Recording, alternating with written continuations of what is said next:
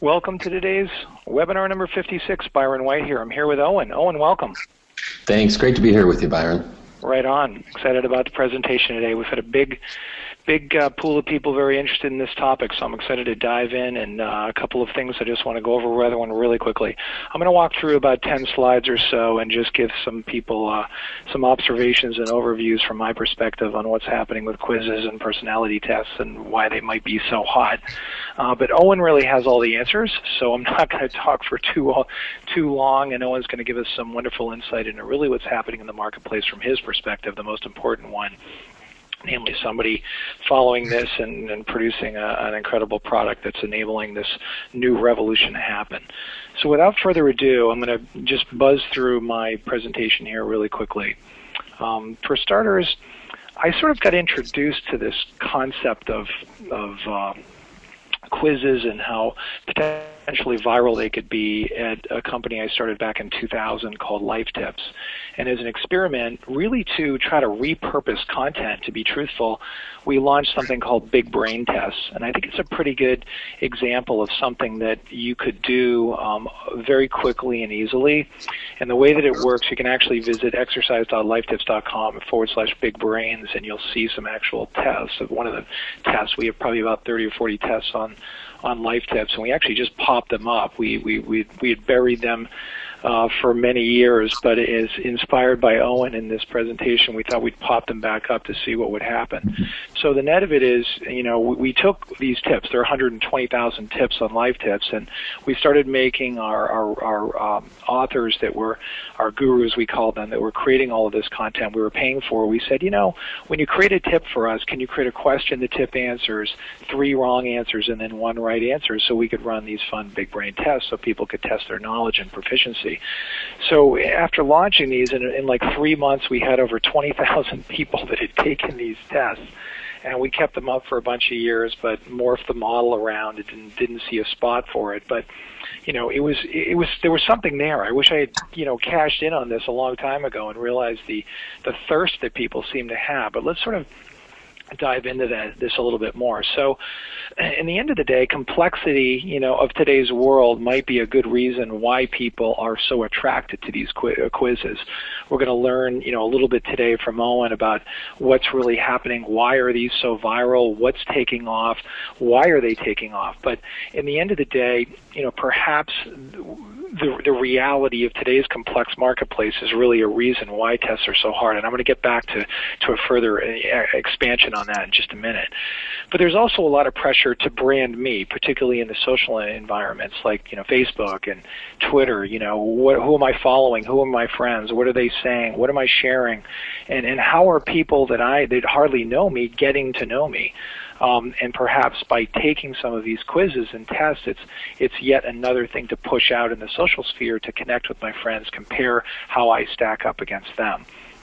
And this wonderful concept I call brand me. How are we doing that online? And how are we doing things that make us who we are? Another thing that I think is pretty hot right now, with everyone understanding, you know, or everyone sort of analyzing why quizzes might be so important, is this notion that, are quizzes really offering keen insight into who I am? I would argue no. Some of these tests that I've taken are just like ridiculous. How someone's correlating, you know, some answers that I provide to them, not seemingly related to real issues related to that topic, is remarkable. But I think what is certainly happening is by the fact that other people are also taking these quizzes, we're seeing how we stack up with other people. We're seeing how we ourselves fit into the world and the people around us. So there's another element that I would argue, and that's this concept of sort of tribal connection. As to why quizzes and personality tests might be so hot. And by here I mean a little bit more of this important element that we are connecting with other people that we admire, and of course places and things like celebrities and cities and cars, and sharing those things we admire and our alignment with those things with our tribal members. So these might be beginning to hint at some of the reasons as to why, which is what I've been trying to figure out in preparation for this webinar. Why these crazy quizzes that we see all over the place now, why are they so popular? I'd really like to dig in and try to find that answer out today with Owen's help. But, you know, we surely can understand there are some dangers of these quizzes. And, you know, oftentimes they're you know, they seem almost like getting your fortune told or something. I took a test I'll talk about, and it decided that Tokyo was the right city for me because of perhaps one answer I had, namely that I love sushi, whereas none of the other questions related at all to that problem, and I'm going to talk about that in a second. But there is some danger in drawing conclusions to these tests and seeing groups of people migrate into this sort of you know, what's been called on the web this meaningless algorithmic categorization, whereas, you know, the random sampling of people that happen to answer these crazy questions the right way are somehow lumped together in some group. That makes sense of the world and puts us on a list and makes us be connected with other people. It's fascinating, but it's also extremely misleading, and I think that's really what could be often happening with some of this stuff. So one of the questions that I have is what is driving this success? Is it content quality? And I would argue definitely 100% no. Now, I come at things from a content marketing angle, and quality content typically with most of the content created at Writer Access is the goal. But most of these tests I'm finding are just remarkable. And this Tokyo example is a good one that I was talking about earlier. The questions, again, were literally insane. I don't see how you could draw conclusions based upon the questions they were asking me about Beyonce and, you know, what music I liked. And, you know, how can you conclude that Tokyo is the city for me? It seems remarkable to me. It seems very little science and more Houdini magic. Yet it was fun, and it was fun to take and entertaining. So I, like many people, are addicted to the concept of labeling myself and helping my brand be connected with some conclusion for some test that lots of other people are also taking. But it is fascinating to look at that subject of content quality. Is that the driver for success? So Sigmund Freud pops to mind. I was actually a philosophy major, and Jordan Shapiro had a great article in Forbes magazine that I would love for everybody to take a look at. And it tries to perhaps understand why these tests, personality tests in particular, are going viral. And as Freud once noted, displacement, as you can read this, you know, is an unconscious process which by the psyche transfers energy and ideas and emotions away from things that cause anxiety.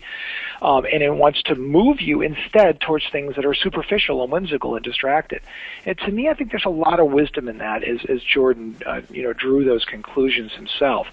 You know, are we, if you will, you know, do we want to be distracted by things that are meaningless and more specifically meaningless algorithmic categorization, namely survey results and quiz results, and putting myself into a category with other people I can align with and form mini tribes on? So I think perhaps that's one big reason. But, you know, this other point, the main point I was talking about, is the noise and confusion. We're overwhelmed with information and data and sources of data. You know, maybe we can find some little rationalization in our mind when we take these quizzes to find logic in a very illogical, chaotic world. So maybe quizzes help us understand the world and get away from the information overload and get an answer, a fast, simple solution to a problem.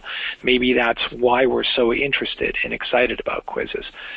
So the real question is, are you ready to join the quiz game? I know I am, and I'm excited to hear from Owen. So I'm going to sort of let Owen sort of describe to us what's going on, and hopefully we can learn today how to blow readers away with this new bag of tricks that we're going to talk about that is extremely viral. So without further ado, Owen, take it away.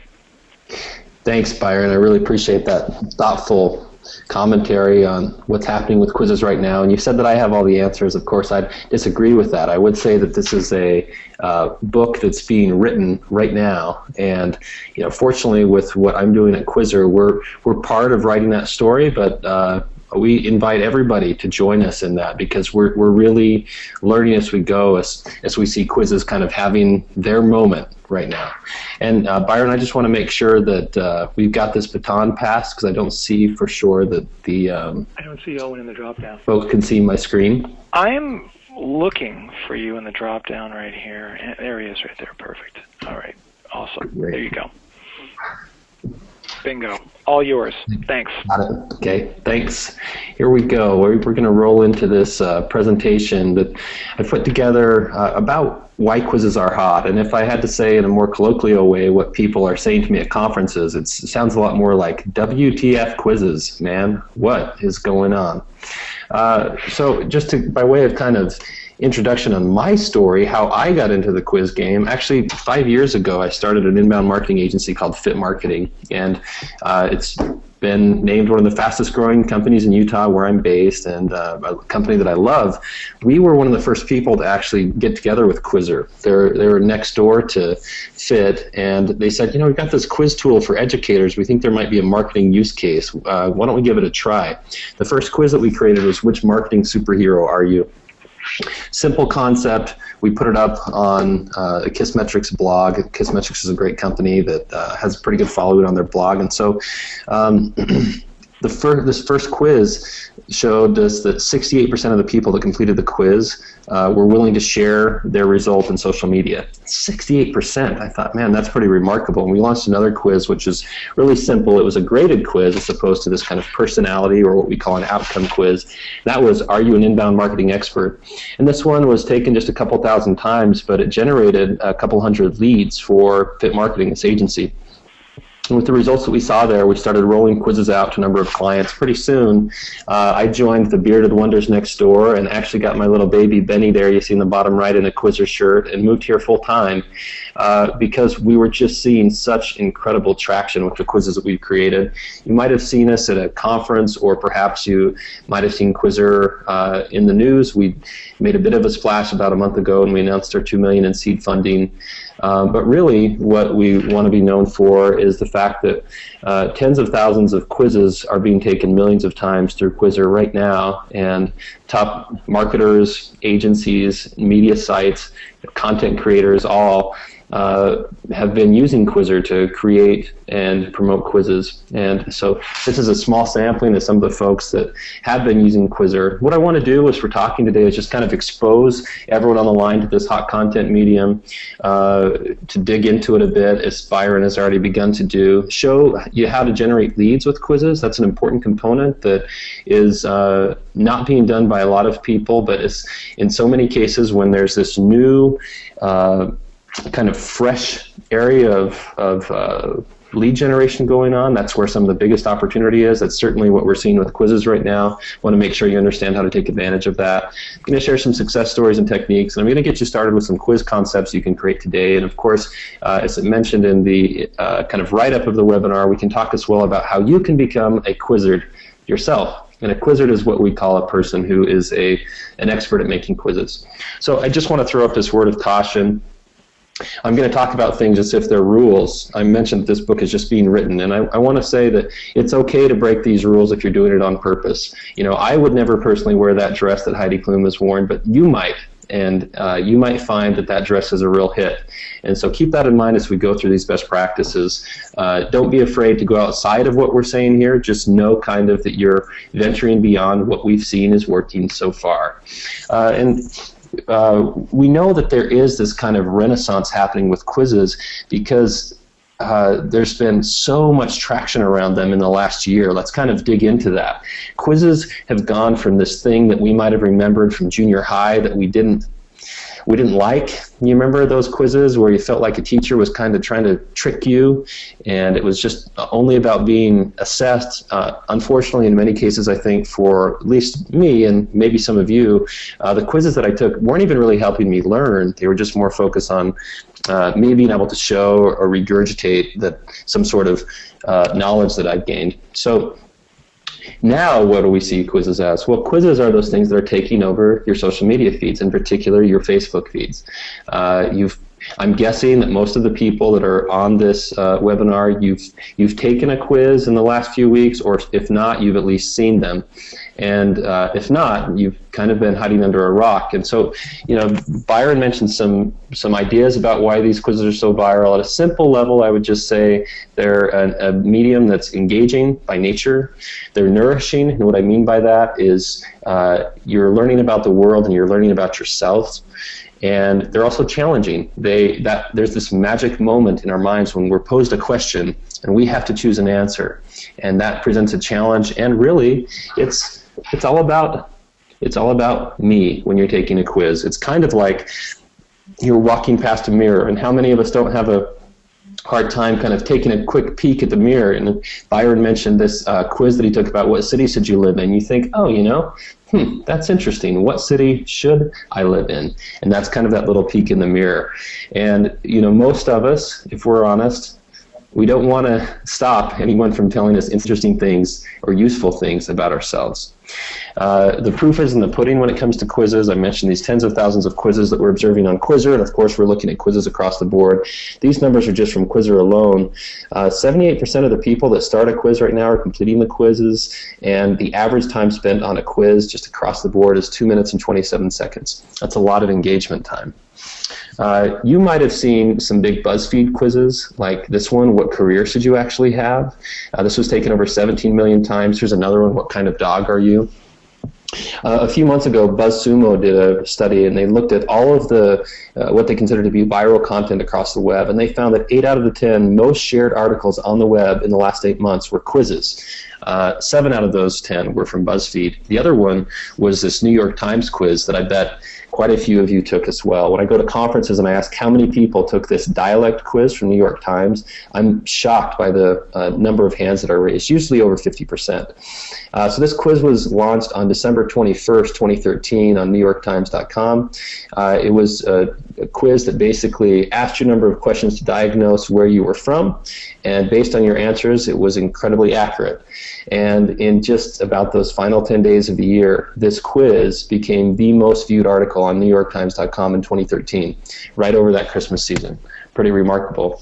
And it's not just something that happened at the end of last year. In fact, this phenomenon is going strong and just getting stronger by most accounts right now. And if you look at the most shared sites on Facebook last month, a number of them like PlayBuzz and BuzzFeed have a significant amount of content that's quiz-based. The Huffington Post and New York Times and others have their own quiz tools.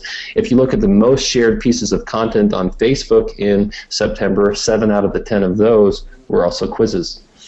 So this road is kind of being paved by mega publishers who have figured out there's some magic to these quizzes, the ones we've mentioned, and others that are now getting on board. Like I said, the Huffington Post is creating their tool, and most everybody's thinking now, wait a minute, what should we be doing with quizzes? For everybody that's not creating their own internal tool, that's where we want people to think of Qwizr as just a very simple tool to allow anyone to tap into those results. It looks beautiful on basically any device. It's responsive off the shelf. It's easy to embed anywhere, so you can make a quiz and share it with the world and see the results. So when we're talking about content creators, writers, marketers, people at agencies, people at publishers, they're usually hiring Quiz to do one of 3 things. That's to drive social traffic, to capture qualified leads, or present targeted calls to action or offers. And so what I mean by that is by driving social traffic, we're talking about actually a quiz going out and finding new readers, new people to come into the ecosystem of this site and to interact with content. And that's done by people sharing the quiz once they've completed their results, more so than any other way. When we're talking about qualified leads, we mean people actually going through a quiz process and then being willing to give their email address because something they've learned along the way or something they want that's presented to them at the end of the quiz. And the targeted calls to action and offers refers to the ability that you can put some sort of link or some sort of call to action button or specific offer at the end of the quiz, usually based on how people responded. And so you're giving them a very targeted opportunity to take a next step with you. Here's some examples of just to kind of get our heads wrapped around what people are doing. This is a media site, KSL.com. It's one of the largest regional news sites in the country. They've produced dozens and dozens and dozens of quizzes. Often when they've released them, they've become the top article on the site that day. This Can You Pass the U.S. Citizenship Test was taken over 100,000 times.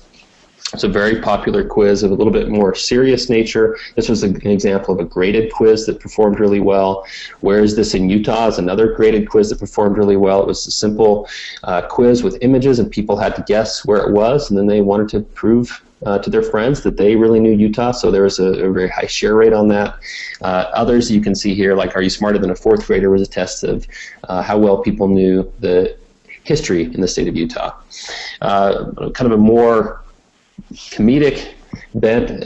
College Humor is releasing quizzes on a very regular basis, like this one, Jaden Smith tweet, or ancient Chinese proverb, or the one to the bottom right, Game of Thrones scene, or Creed music video. Again, these are actually graded quizzes where people are going through and engaging and answering questions as they go and being entertained. That's the nourishment they're getting in these quizzes, is they're being entertained as they go. ESPN did an outcome quiz, which is what World Cup team are you? This was during the World Cup craze, where they wanted to kind of say, look, you might be from America, but what team should you really be rooting for? And they asked 8 questions to help people discover that. Here's one from Ryan Higa. He has one of the top YouTube channels on YouTube, and he created actually a site, giveupandsettle.com, which is just a quiz, and that was taken over 300,000 times, and that was helping you to match you with what really your true match would be. And his was a satirical look at that, where he, kind of like Byron was talking, he's kind of poking fun at the medium a bit, because he asked a whole bunch of questions, and the last question was, what's your best match? And the answers were things like brick, lasagna, and the only logic on the quiz was whatever people answer on that last question, that's what their best match is. And so he was having a bit of fun with it, and it worked for what he was trying to do as far as driving social traffic. Interestingly enough, we've seen that people don't have to have a huge channel to have quizzes that really take off. So this is a quiz called Which Connecticut Town is Your True Home? It was a well-built quiz. It was by a guy, though, that had about 300 Facebook friends, no big influencers in his circle. He created the quiz with a free account at Qwizard, shared it with his friends. He didn't get any likes on his initial post. He got 6 comments, none too notable, really. But people loved the content. A couple days later, it was taken 10,000 times, 20,000 times, and it's made it all the way to probably it's over 80,000 now. Last I checked, it was just over 79,000. It just goes to show that you don't have to have a big channel if you have the right content. You don't necessarily have to have what's considered a hot topic either for quizzes to really hit the spot for your audience.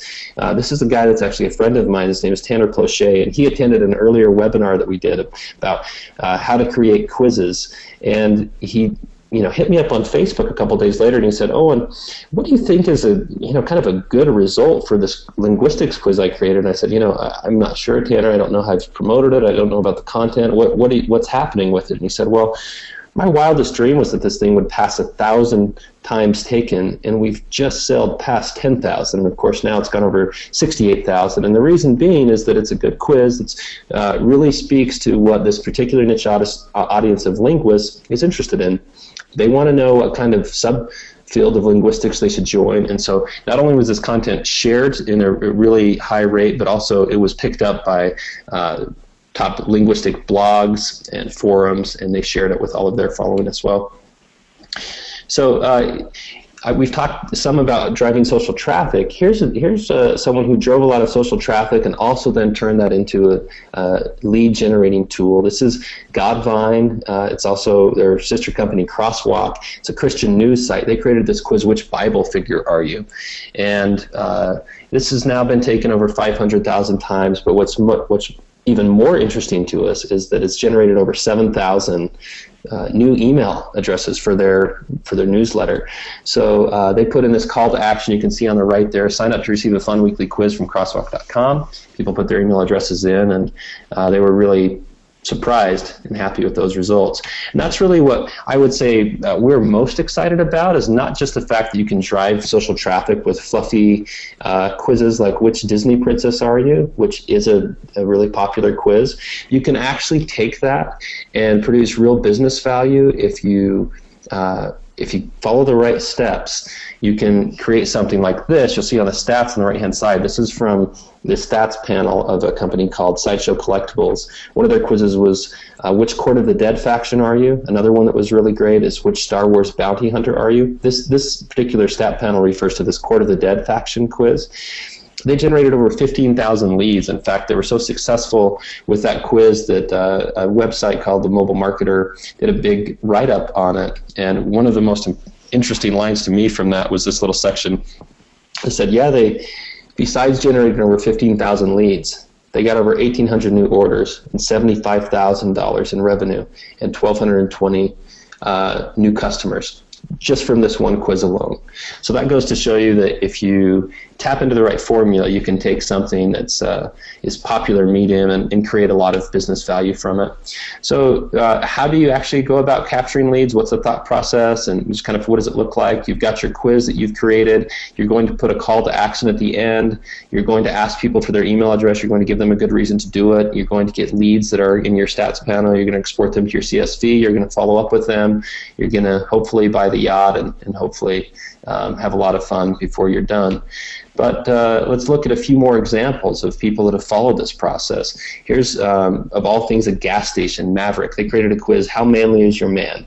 And this quiz is simple, fun, wasn't taking a ton of times because they don't have a huge reach, but they were really happy with the results. They put in this call to action where they offered people a chance to win a $50 Maverick card. And so while it was only taken, a little under 3,000 times, they had a conversion rate of 15%. 15% of the people that completed that quiz submitted their email address, and they were really happy with that. Here's another one. Are you really strong first? Take the short quiz to find out now. Well, this quiz was only taken 490 times, but it generated 90 leads and an 18.4% conversion rate. And this group, Kettlebell Fever, was thrilled with that. Again, because of the size of their audience and who they were able to get it to. And I'll just say that these results are not abnormal or out of the norm at all. In fact, if you look at all of the many thousands of quizzes on Qwizard that are using the lead generation tool, on average, 14.3% of people are submitting their email addresses there and becoming a lead. And if you're doing the offer click-through, which is what I'll show you next, we're also seeing great results. So on average in these cases, where instead of asking people for their email address at the end of the quiz, if you're putting a link in and sending people somewhere else, we're seeing over 23% click-through rate on average for the thousands of quizzes that are doing this on Qwizard. Those are not normal numbers, and that's why I stepped away from the company that I started to come be the chief Qwizard at Qzzr and to help lead this kind of quiz movement with my Qwizr hat on. So this is a company called Which Swimsuit Should I Wear This Summer? Or this is a quiz called Which Swimsuit Should I Wear This Summer from a company called Lime Ricky. They use the quiz as a decision engine, and this might be something you could think about too, where instead of it being just kind of a piece of viral content, it's definitely presenting a targeted offer, and it's really kind of an evergreen piece of content where people were asked a number of questions about their body, about their fit, about what beach they wanted to be to, and all of those things went into this calculation to say, you know what's really the best swimsuit for you is probably the double strap aqua tankini. And what they did is they gave people a link right to that and a special offer at the end of the quiz. They also linked people to other suits that might be a good fit for their body type because they gathered that information along the way as well. Here's an example of another way to present an offer, and this is that case study that I showed from Fit at the beginning. We asked these questions at the end of the quiz. We put this call to action button in that said, you want to learn more about inbound marketing? Well, get an ebook. We sent people to our HubSpot landing page, and holy cow, we saw over 200 leads come in, and we were really happy with those results. So let's talk about this kind of idea of viral quizzes. Sometimes viral is not a popular word to use because it's so hard to put viral in a bottle and replicate it that people say, well, we can't really talk about viral quizzes. But the reality is, here at Qwizard, we're seeing quizzes have this kind of tremendous social or viral lift on a regular basis. So we're trying to dial in what's really happening there. And if we want to look at it from a recipe standpoint, it starts with content. And the first piece is that we say, give people a chance to take a sip of the me drug. Again, going back to what Byron was talking about, to understand themselves better. The next is that this topic of your quiz should be relevant. You should know who you're planning to share it with, and it be something that matters, whether it's topical, it's something that's timely, or it's something that's that will resonate with that particular group. You should make sure you stick with what will be relevant to the people you plan to share it with, and that you're giving people a sense of belonging, whether that's an outcome quiz that says this is your personality, or this is the city you should actually be in, or this is the tribe for you. That you should incorporate that thinking into the content that you're creating. The next part is context, and that's really how you present or share that material. We like to think that Qwizard does a great job of making that easy for you, but at whatever quiz platform you're using, make sure that you're making it a rich and enjoyable experience, and that could include background images, it could include questions as images, it could include answers as images, it could include graphics with motion like GIFs, or make the way that your content is packaged very a feel-good experience for people.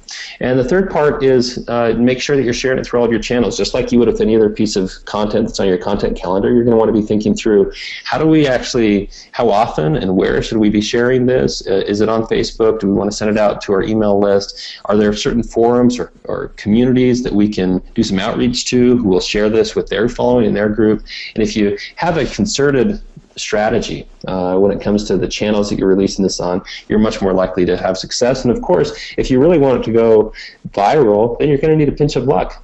Sometimes the wind won't be blowing your way, but we've certainly seen a lot of people who've caught the wind in their sails as this quiz momentum has taken off. And if we want to look at kind of now, okay, I want to become a Qwizard, I want to create quizzes, what are the steps that I'm actually going to go through to create a quiz? This is the process that I'd recommend, and kind of the framework that I'd suggest you use to think about it. You're going to want to come up with your title first, and then you're going to kind of think of, okay, what quiz type is that? Is that a graded quiz? Is that an outcome quiz? You're going to want to do your research first, well before you dig into any quiz creation tool.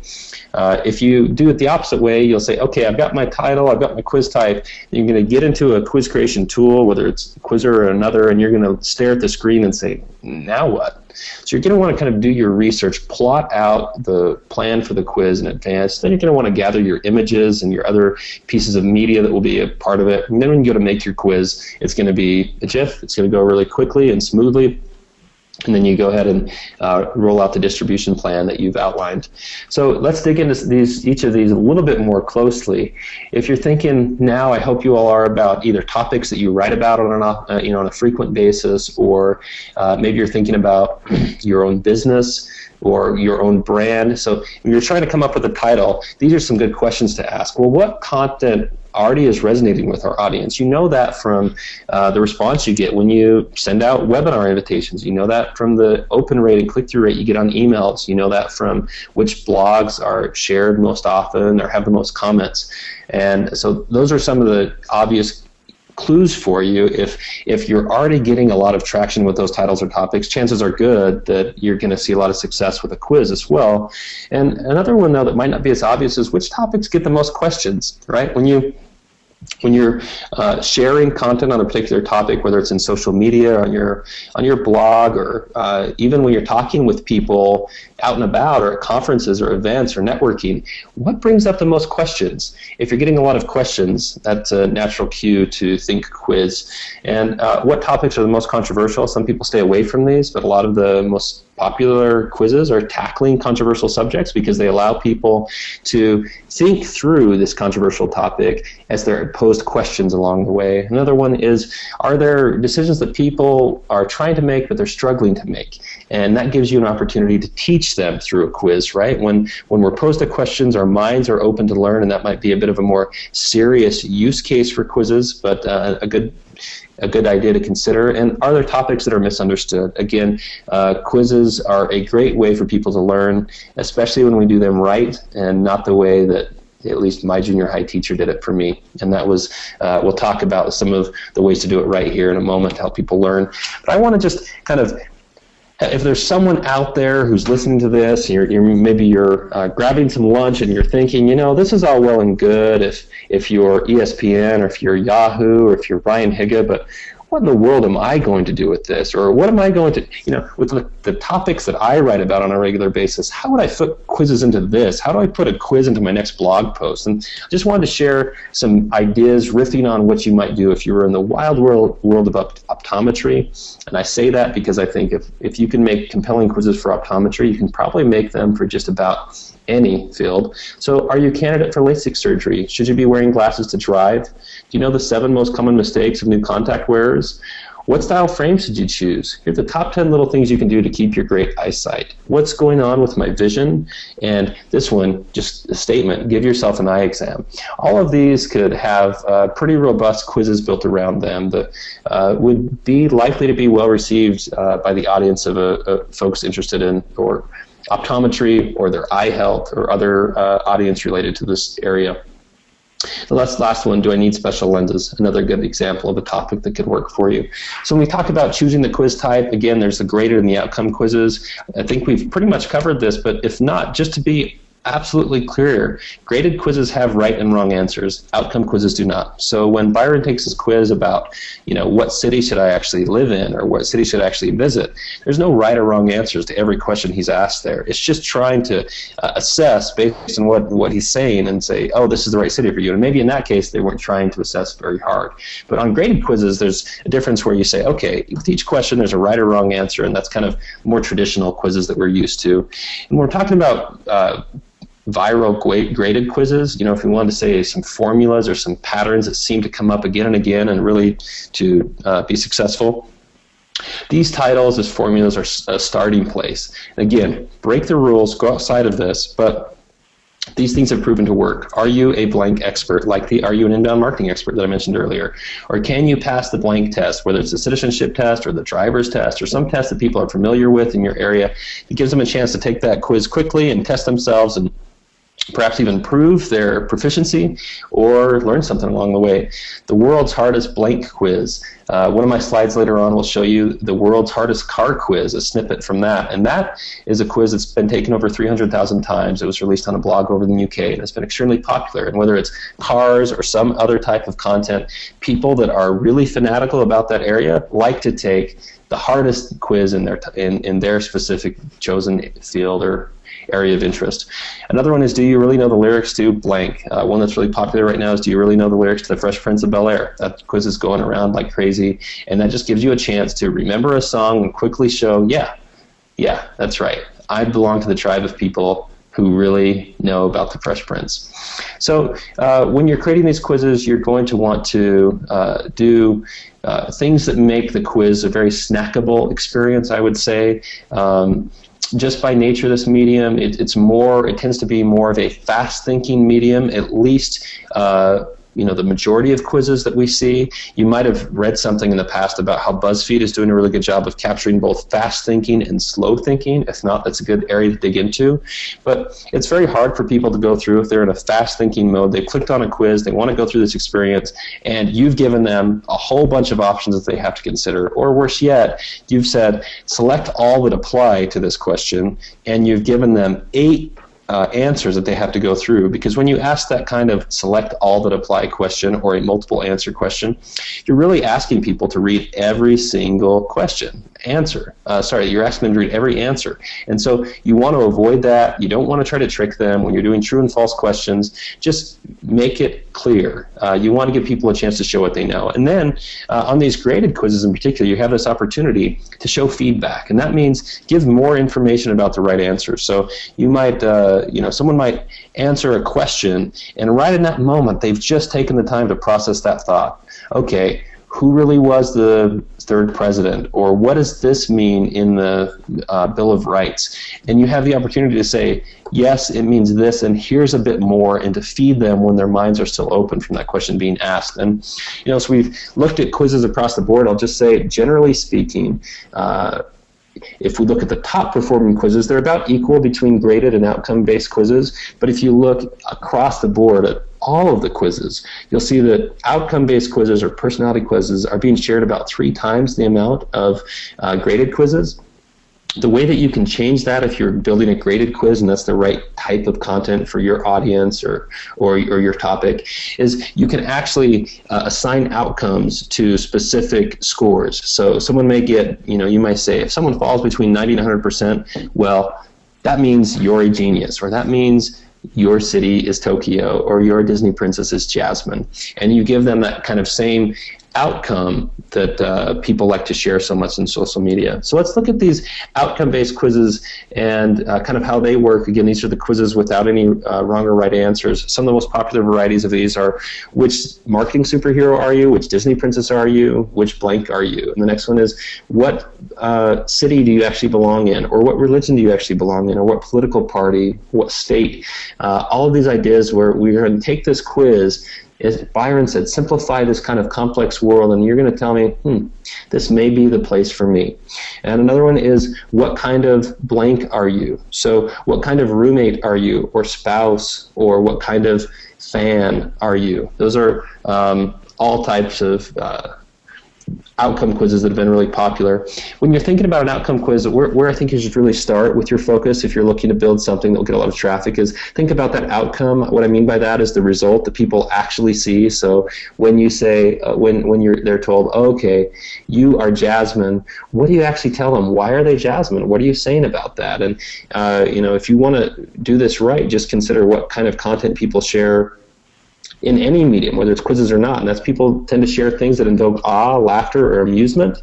People tend to share things that help them define themselves, nourish relationships, and get the word out about causes they love. And I'd say as well, this kind of, another point here is, if you're looking to drive social shares, realize that people are more likely to share something that they feel good about. And so, if their result is something that's really hammering them, that may be instructional, you may be doing that on purpose, and if so, that's great. You're probably going to decrease your share rate if you're not making the quiz a feel-good mechanism.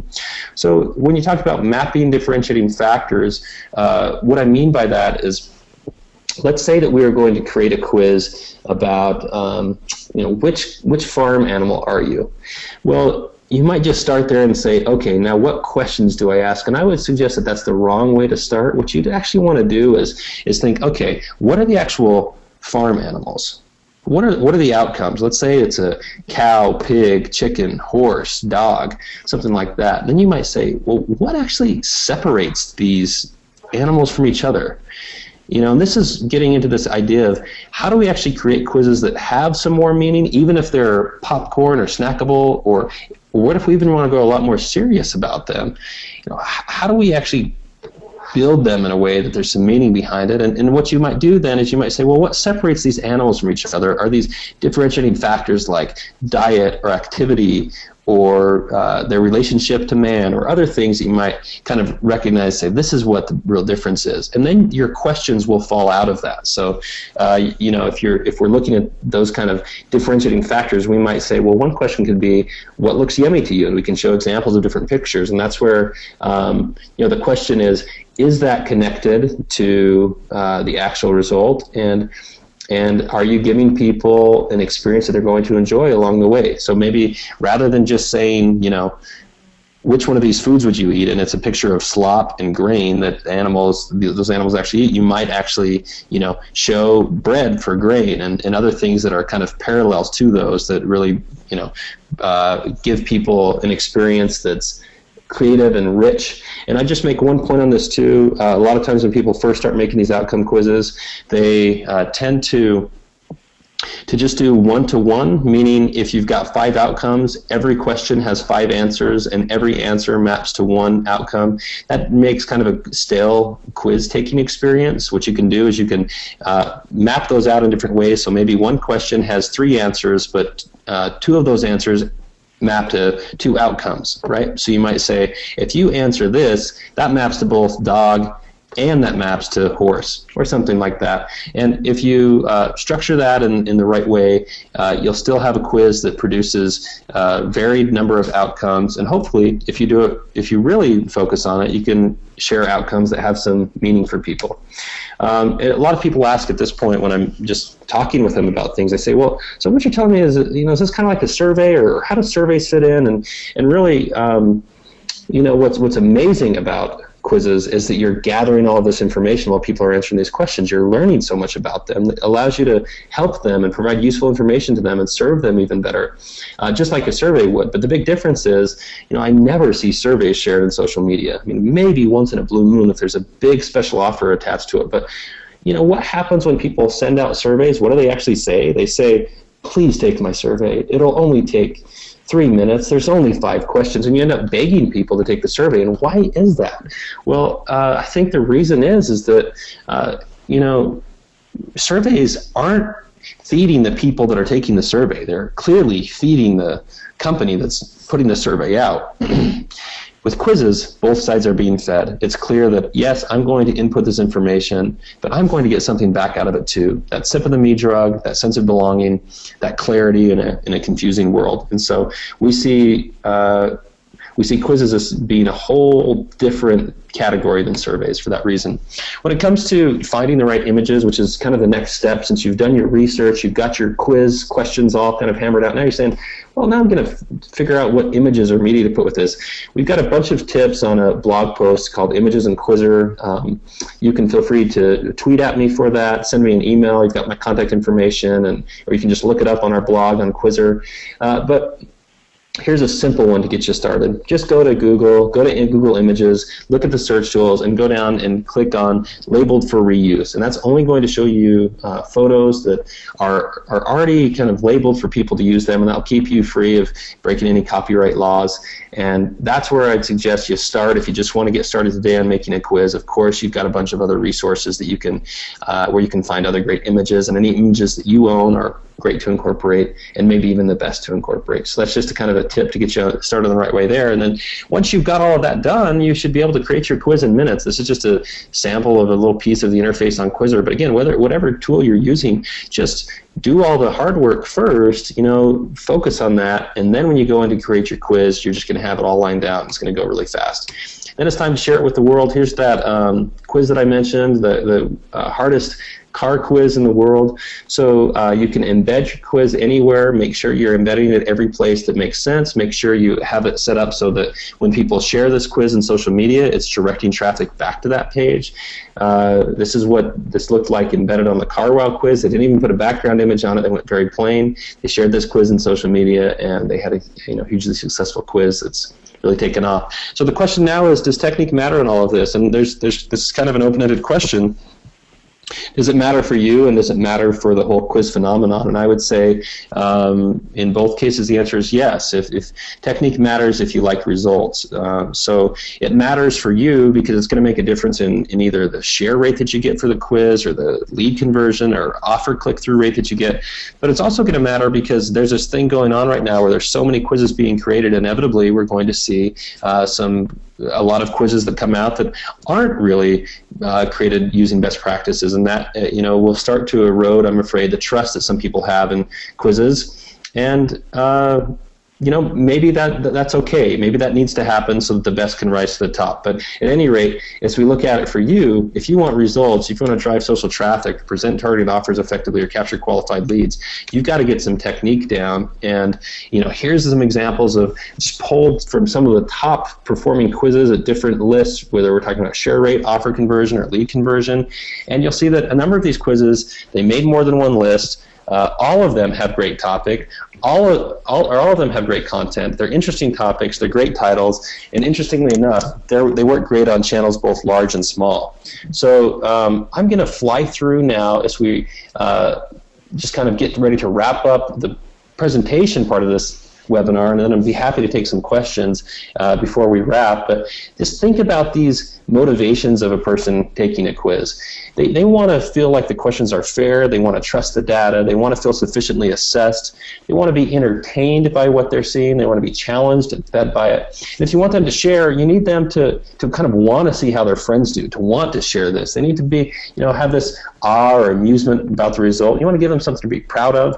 And if you want this to convert into offers and leads, give them something that's interesting. Make sure that they have a reason to trust the person offering that everything you've done is communicated that you can be trusted, and hopefully you've found people that are passionate about the subject.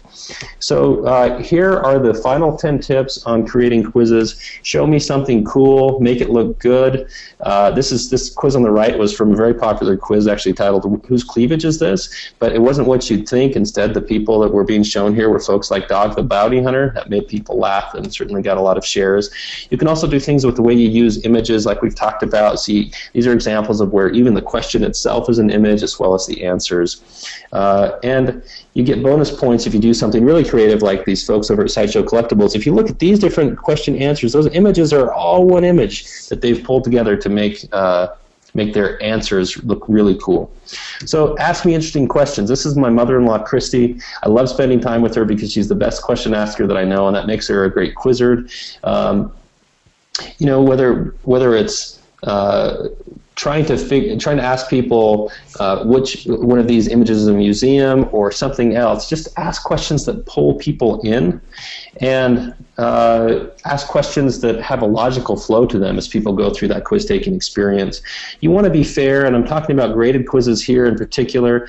Just don't put answers that are so close to each other that they really make people feel like you're trying to trick them. Like in this cow example, if we were to ask a question about which type of cow is that, and we weren't really talking to an audience who was likely to know their cows, they're going to feel a little bit frustrated if there's really, really close different cow types that are included in this list of answers. And so just make sure that you're being fair. You're not trying to trick people, because that's not really what's helping people learn or making them want to share the quiz. We've talked about these quizzes. Create titles that will reel people in.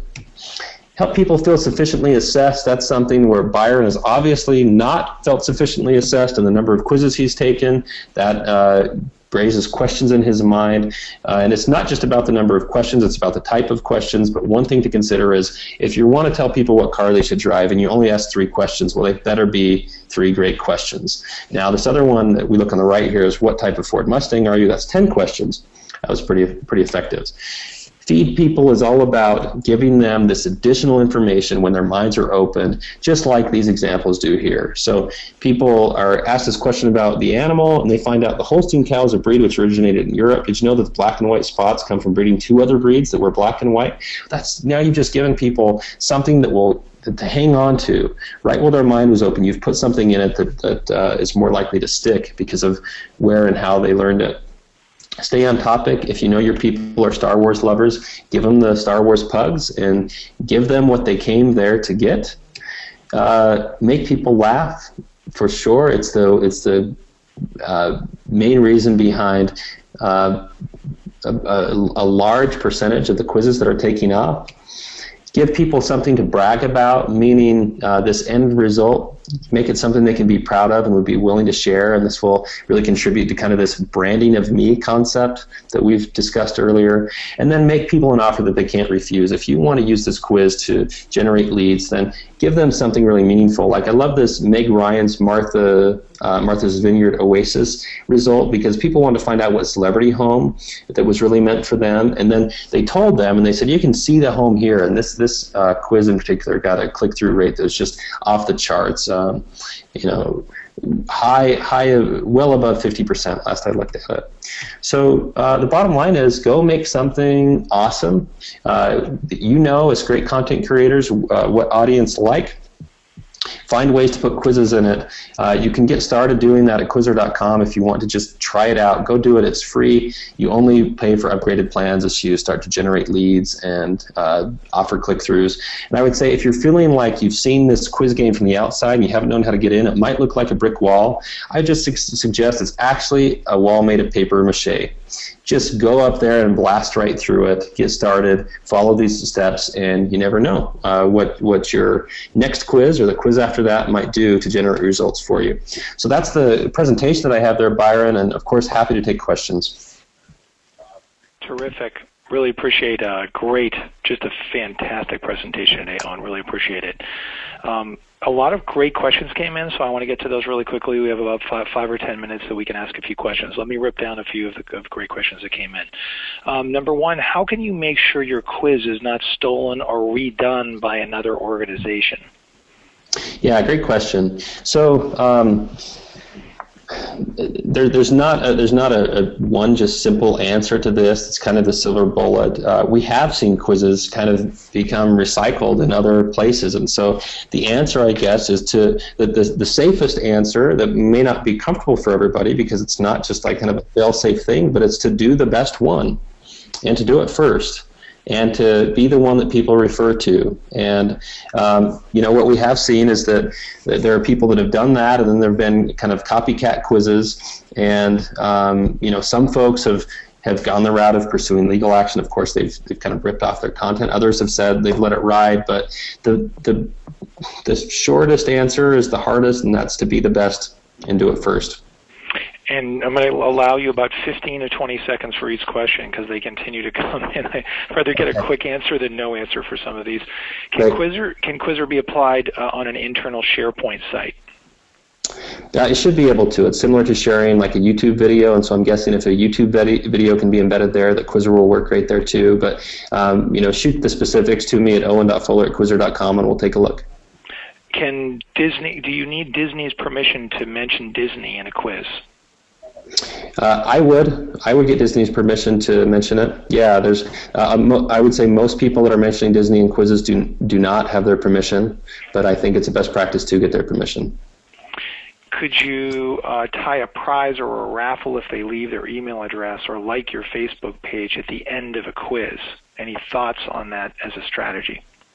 Yes, it's been extremely successful. One example kind of like that I showed was that Maverick quiz, but there's others that have used this as part of a giveaway. That they've seen the email conversion rates of over 50% in many cases. Do you have any B2B examples that you could share with anybody, and can they email you to get some B2B examples? Yes, and that's a question I get all the time, and I love the question. I understand it, but I also hate it at the same time. And that's because I really feel like content marketing is about P2P, person-to-person marketing, and so this works with the business setting. That's how I came to it through what I was doing at Fit Marketing. We started with our own agency, which is a B2B example. We have actually a group that's a software company, B2B focused, that's doing a case study live on our blog right now. They're kind of going to chart their progress as they go. So I would just say the people that are doing this best from a B2B perspective are people that are following the same principles and tactics as the people that are doing it from B2C. But if you want to look at some specific examples, of course, hit me up by email, owen.fuller@qwizr.com. For local businesses, any thoughts on geo-targeting and sort of focusing on a more limited local audience? I guess quiz promotion is probably the element there. That's right. We've seen people do that successfully with quiz promotion on Facebook and targeting specific geographic locations, and particularly when the content is really relevant for an area, whether it's Connecticut, which is kind of broad like a state, or just a city. An example of one that did really well with Facebook ads was something about where you should have your wedding in Chicago, and there were a lot of people they were up to target that were in that area, and they saw some really valuable local traffic. It's a different idea. You're not looking for the big viral hit necessarily if you're focused on something local, but you might be looking for some quality local traffic or some well-qualified leads. Does Qwizr provide any metrics for how many people clicked on the quizzes or took the quiz, etc.? That's right. On your Qwizr account, when you log in, you can go to any quiz, click the stats panel. You can see kind of the whole conversion or engagement path from taking the quiz, where they fill out, how many people shared, and a bunch of other stats there as well. Bunch of questions on images. You sort of went over it, I thought, pretty well, but one question, do you have permission to use celebrity images? And again, you showed people how to use free images online, so that's perhaps the answer. I would say that's the answer. There are a lot of celebrity images there in the Google Images section that's labeled for reuse, so that's a good place to start. And then there's that blog post on Qwizr, which is about images in Qwizr and how you use them and what the copyright kind of ideas are that you want to keep in mind. And so, go to the blog, or if you want to chat more about it, hit me up by email. Do you provide consulting on marketing via Qwizr? If so, how do you charge for the services of marketing quizzes that might be produced on your platform? Yeah, great question. We do have for enterprise plans, like when the Today Show signed up this week, and so when someone like that signs up for a big enterprise plan, we do have a Kickstart kind of consulting package. But by and large, that's actually delivered through agency partners who are really, really great content creators, or other Qwizards, people that have kind of heard about this and they've decided they want to be a great content creator. They get in contact with us. We put them through some training, and then those people are available to help with when we have some big partner come in. And so whether you're interested in getting that consulting or getting trained up to become that type of consultant and become a resource to us, that'd be another reason to reach out and get in touch. And really something that I'm super excited to be working with you about, Byron, and your great team. Just think you've got some really, really talented people that could contribute that way. We'll close on that in a second. But a couple more. Are there sources for pre-configured, quizzes that have already been built? And what's your take on that? Prefab, pre-config quizzes. Do they add value to your website? What are your thoughts there? Good question. Some quiz creation tools are largely based on a templated system. We've avoided that at Qwizr only because we feel like it creates this kind of culture of followership as opposed to leadership. The templates are out there to see. I gave some examples of the titles and topics. I would say look those up. Feel free to try to just reverse engineer a few of those that have been successful. But we're not talking about really, really difficult to recreate templates. I mean, you go into a quiz creation tool, you can kind of pump that out, the 8 to 13 or even 20 questions, and follow this kind of pattern of what's been successful. If that's what you want to start with and you want to go with the imitate and improve model, I would say just find what's successful in the wild and then build out on your quiz tool. I haven't seen a lot of value of encouraging people to just follow a template because it almost gets them thinking about things in the wrong way, right? They say, how do I follow this template, instead of thinking about what really will resonate with their audience. There's, the definition of content marketing, the topic area of this webinar is, listening to the wants and needs of your customers and delivering it to them in a compelling way, right? That's our sort of definition of content marketing. Do you think that quizzes can actually be something that you could learn some wants and needs of your customers outside of even the scope of what you're selling? Or do quizzes present opportunities to do that, and could that be really interesting? That's perhaps the most interesting part of quizzes that we haven't really touched on, that deeply in what we've talked about today. And I mean, just think about this. We've had people that have been creating quizzes now for a while who have had thousands, hundreds of thousands, millions of questions answered that are helping them understand the preferences, the kind of trends of their audience, and they're definitely responding to that. They're responding by what they're giving them in content. They're responding by what offers they're putting in front of them, and it's where I think quizzes beat surveys is as this renaissance happens, where it's like, wait a minute, with quizzes, aren't people more incented to tell the truth, right? Like, if I have something invested in the answer, if I know I'm getting something out of this, as opposed to a survey where I'm just kind of filling it out, might I even be more honest in what I'm saying? And then as the person who's administering the quiz, you've got just a treasure trove of data that you can use to help people. Well, there's a whole bag of things that you and I will be talking about offline on that, because I think there's incredible opportunity to do some really exciting things together. Could you talk a little bit about, do you suggest hiding questions one after the other? BuzzFeed tends to throw all the questions at you. Do you have thoughts on that? And how does that tie in with your definition of snackable? How many questions do you need? How long should the questions be? Could you get tactical with us for a second? Yeah, great questions. So when it comes to the length of the quiz or the way it's presented, what we call is the kind of standard BuzzFeed quiz tends to be what we call a long form embed, where it's just a whole big scrollable list of questions. That's working. That's just working without a doubt. So is the kind of one question at a time process that the majority of Qwizr quizzes are showcasing right now. And so I would say both are working. I don't have data to support kind of an aggregate one working way better than the other. I would say, for that reason, Qwizr is actually soon to roll out the long form embed as a quiz type. It's just an option if you want to show your quiz that way. And I think we'll gather more data as we go from that release. My final question, and these last few were from the Byron Library of Inquisitions. What kind of skills do you think a really good Qwizard possesses and has?